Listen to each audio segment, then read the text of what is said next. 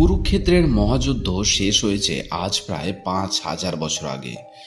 পাণ্ডব ও কৌরবদের সেই রক্ষণীয় সংগ্রামের সাক্ষী আজও কেবল ইতিহাসের পাতায়। কিন্তু আপনি কি জানেন, সেই যুদ্ধে একজন যোদ্ধা আজও শেষ নিঃশ্বাস ত্যাগ করতে পারেনি, যার কপালে কোনো রাজতিলক নেই, আছে এক গভীর পছন্দরা ক্ষত, যার শরীর থেকে বের হয় তীব্র দুর্গন্ধ, আর তার ছায়া দেখলে আজও মানুষ ভয়ে সিটিয়ে যায়। তিনি দ্রোণাচার্য পুত্র অশ্বত্থামা। হিন্দু পুরাণ অনুযায়ী তিনি সপ্ত চিরঞ্জীবীর একজন, কিন্তু এই অমরত্ব কোনো আশীর্বাদ নয়, বরং এক অনন্ত নরক যন্ত্রণা। আজ তন্ত্রনাদের এই বিশেষ পর্বে আমরা উন্মোচন করব অশ্বত্থামার সেই অভিশপ্ত অমরত্বের হার হিম করা রহস্য। মহাভারতের মহাবীরদের তালিকায় অশ্বত্থামার নাম ছিল সবার উপরে। তিনি ছিলেন গুরু দ্রোণাচার্য এবং কৃপির সন্তান। কথিত আছে, অশ্বত্থামা যখন জন্মগ্রহণ করেন তখন তিনি উচ্চস্বরে ঘোড়ার মতো ডাক দিয়েছিলেন, তাই তার নাম রাখা হয় অশ্বত্থামা। কিন্তু তার সবচেয়ে বড় রহস্য ছিল তার কপালে থাকা সেই প্রদীপ্ত মণি। এই মণি তাকে ক্ষুধা, তৃষ্ণা, রোগ এবং যে কোনো অসুর বা দেবতার আক্রমণ থেকে রক্ষা করত। স্বয়ং মহাদেবের অংশে তার জন্মগ্রহণ হয়েছিল।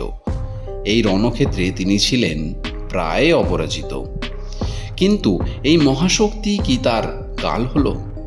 তার ক্ষমতার অহংকারী কি তাকে নিয়ে গেল ধ্বংসের পথে?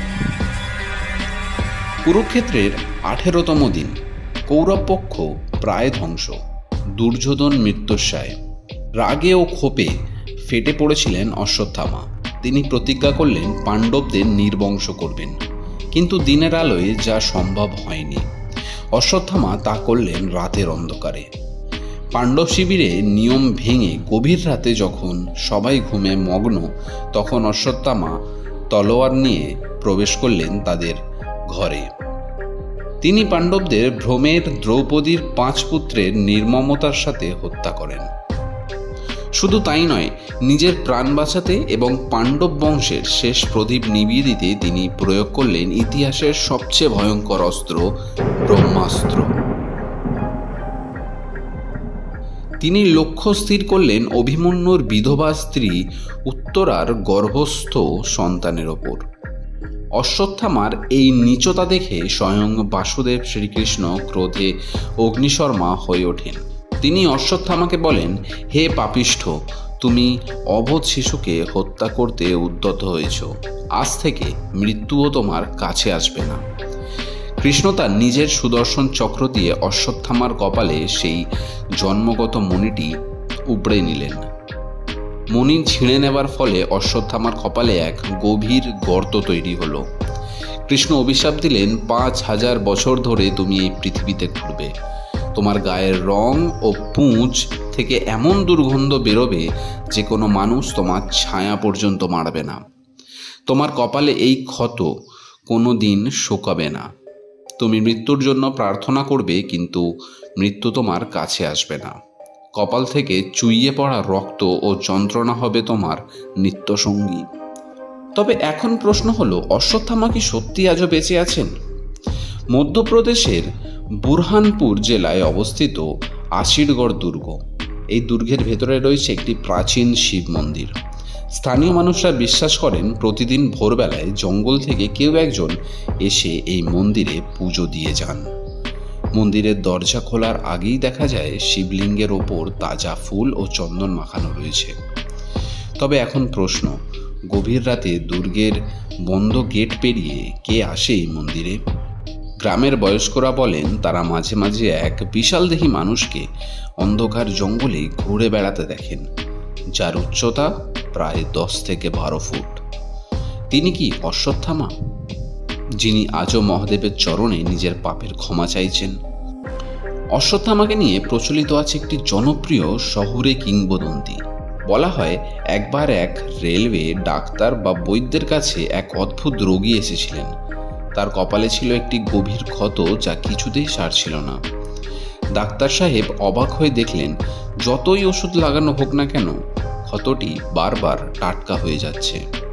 যখন ডাক্তার রসিকতা করে জিজ্ঞেস করলেন, আপনার ক্ষত দেখে তো মনে হচ্ছে এটি কয়েক হাজার বছরের পুরনো, তখনই সেই দীর্ঘকায় লোকটির চোখের দৃষ্টি বদলে গেল। তিনি কোনো কথা না বলে অন্ধকার রাতে অদৃশ্য হয়ে গেলেন। এমন অনেক সাধু আছে যারা নর্মদা নদীর তীরে রহস্যময় ছায়ার দাবি করে, যে কেবল ক্ষত সারানোর জন্য তেল বা ঘি ভিক্ষা চায়। আধুনিক বিজ্ঞান কি অমরত্বকে স্বীকার করে? বিজ্ঞানীরা বলে কোষের বার্ধক্য আটকানো সম্ভব হলেও অমরত্ব হওয়া সম্ভব নয়। কিন্তু অশ্বত্থামার অমরত্ব বিজ্ঞানের আশীর্বাদ নয়, এটি একটি জৈবিক শাস্তি। তার ডিএনএ হয়তো এমনভাবেই কৃষ্ণ অভিশাপ দিয়েছিল যাতে তার শরীরের টিস্যু পুনরুৎপাদন হবে কিন্তু যন্ত্রণা কমবে না। অশ্বত্থামা হলেন ইতিহাসের প্রথম সেই ট্র্যাজিক হিরো যার কাছে মৃত্যু হলো এক পরম পুরস্কার যা তিনি কোনোদিন অর্জনই করতে পারবেন না। পুরাণ মতে কলিযুগের শেষ যখন কল্কি অবতার জন্মগ্রহণ করবেন, তখন অশ্বত্থামার সাথে তার দেখা হবে। তিনি হবেন কল্কি অবতারের সামরিক গুরু এবং শেষ যুদ্ধে ধর্মপক্ষ নিয়ে লড়াই করবেন। ততক্ষণ পর্যন্ত তিনি এক অভিশপ্ত ছায়া হয়ে আমাদের পৃথিবীর আনাচে কানাচে ঘুরে বেড়াবেন।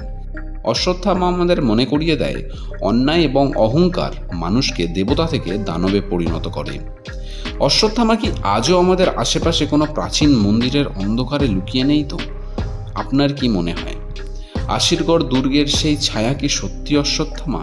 কমেন্ট বক্সে আপনার মতামত জানাবেন। ভিডিওটি ভালো লাগলে লাইক দিন এবং এই ধরনের রহস্যময় কাহিনী শুনতে তন্ত্রনাথ চ্যানেলটি সাবস্ক্রাইব করুন।